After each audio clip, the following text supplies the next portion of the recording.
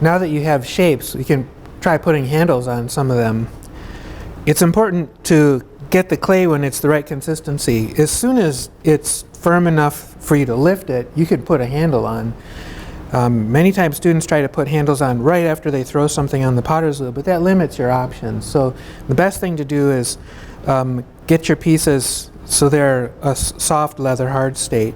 And the way I do that is, as soon as I can lift them, I'll flip them over and let them dry upside down. They'll dry more slowly and evenly this way up.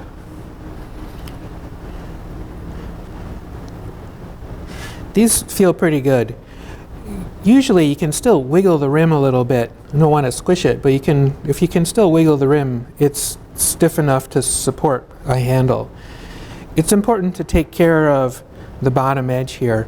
From cutting it off the wheel, this is sharp, and that's sharp enough to scratch the varnish on your kitchen table. So one way to fix the bottom is just thumb over the corner, and that's actually what it's called, is thumbing the bottom of the pot. Now it's soft and will not cut. And I generally indent the bottom just a little bit so that when it sits on the table, it'll only touch on this outside edge. Another way to fix the bottom is to roll the pot. And if I just set it on the table and tilt it and roll it around, it does the same thing that my thumb just did. So these are ready for handles now. Let's put a handle on this one. I divide the world of handles up into strap handles or handles that are made in any way other than pulled handles. We'll start off with making a strap handle. But before I do, I actually want to cover up the pots that I'm not putting on handles yet, because I don't want them to get any stiffer.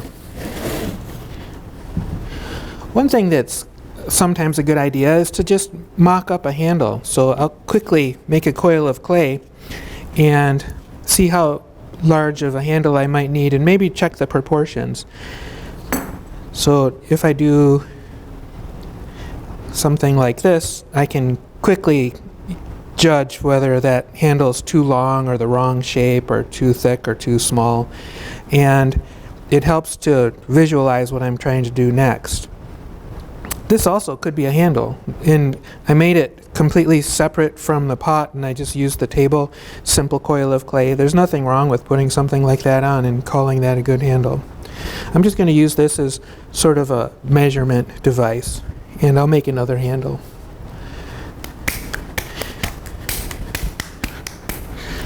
I'm using clay from the box because it's a little more plastic than clay from the clay mixer and recycled clay through the clay mixer in the pug mill.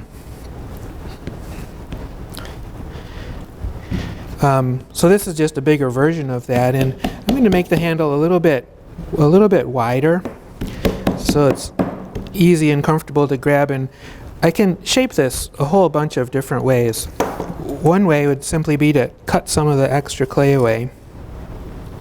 And I'm going to intentionally make a strap handle that's similar to the kind of handle I might make if I'm pulling the clay as well. That could be okay. I'll use the knife and trim it. You don't want to have any sharp edges in the end.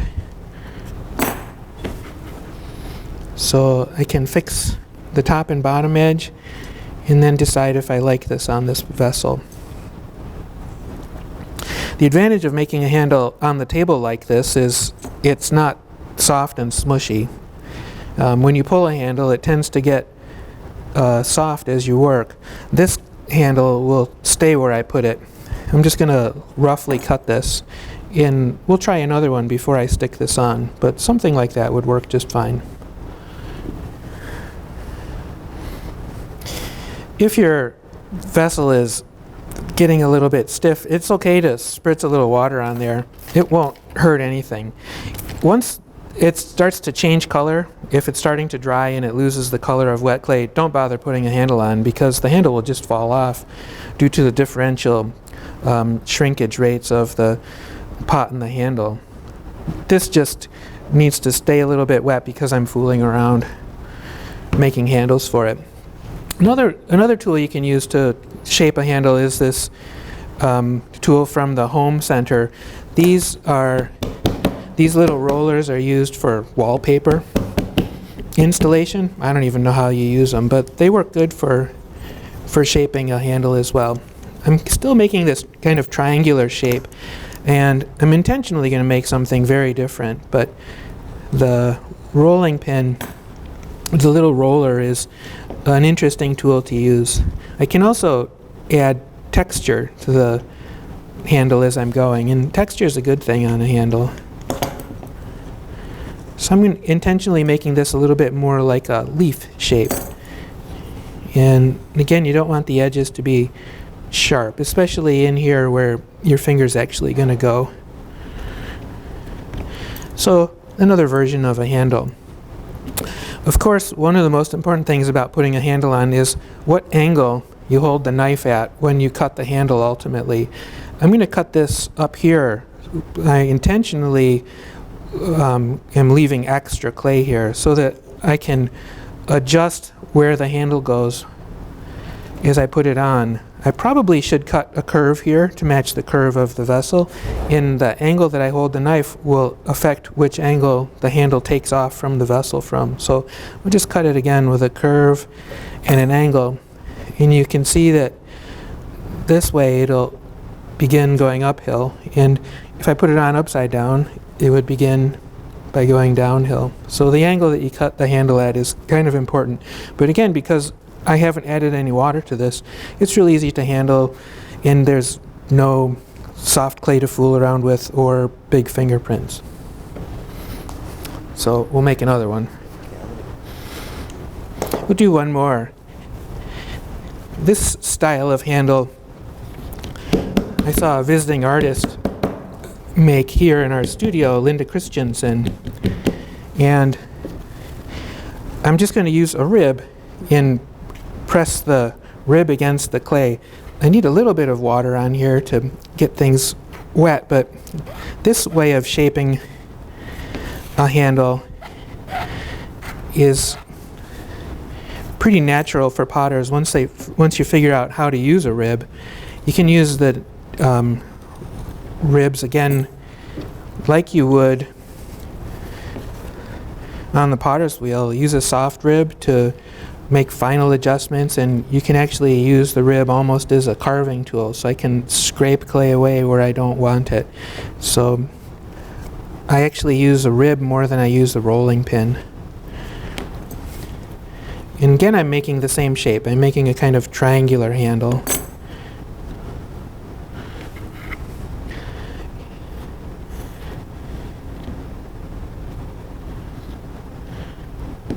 So something like that would work on this vessel as well. I should add some texture to this. Lots of times, just grab the first tool I can find. Lots of times, strap handle is a handle that would be interesting to add something to before you put it onto the vessel. So you can experiment with texture as well. That would look really interesting with glaze that pools in the cracks. We'll make one more and use the edge of the table to help guide the tools. I want to make the handle as long as it needs to be in the end. And this time I'll set it right on the edge of the table and use another rolling tool. If I can roll with the tool on something, sometimes that's easier to steer than having the edge of the tool riding on the edge of the table. I don't generally just roll on the clay. I usually have the edge of the tool riding on something. So if I slide the clay right over to the edge of the table, it'll help me to make the shape more controlled. I'm okay with these edges wavering a little bit. That kind of organic quality goes along with the throwing lines on that vessel. I do want to taper it though. I want it thicker at one end and thinner at another, and wider at one end and narrower at another. I'm showing you how to do traditional handle shapes first, and you can break all the rules and make something interesting in your own way, but I want to show you something that's similar to what I'll be doing when I pull a handle. So this will make it a little bit longer.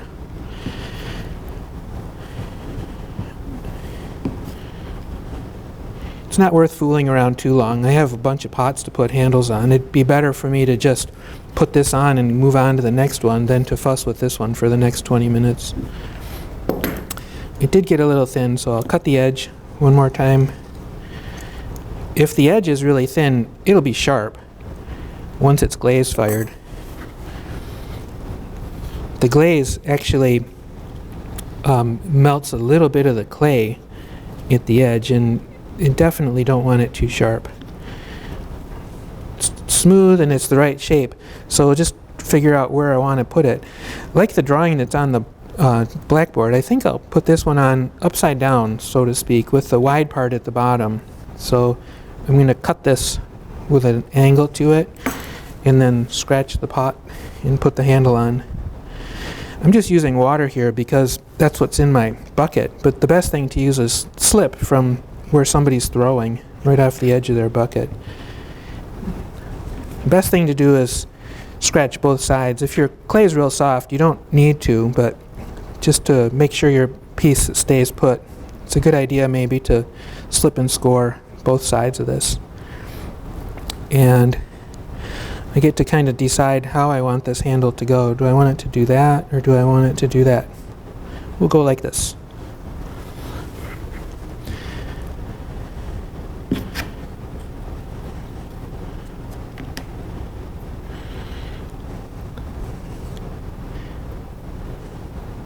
The clay is fairly thin, so I need to support the handle on the inside where I stick the handle on. Normally I would hold this up in the air so I could see what I was doing easier. I'm holding it down low so the camera can see. This curve on the inside is kind of important. If it's smooth, it just looks more taut or elegant. I think that's okay. Again, the best thing to do to let things dry is to let them dry slowly and evenly. And in this case, upside down is a good idea. If a handle is soft and droopy, by putting it upside down, the droop's going in the right way as well. But this clay is stiff, and I can leave it this way and nothing will change. But this is the best way to let something dry.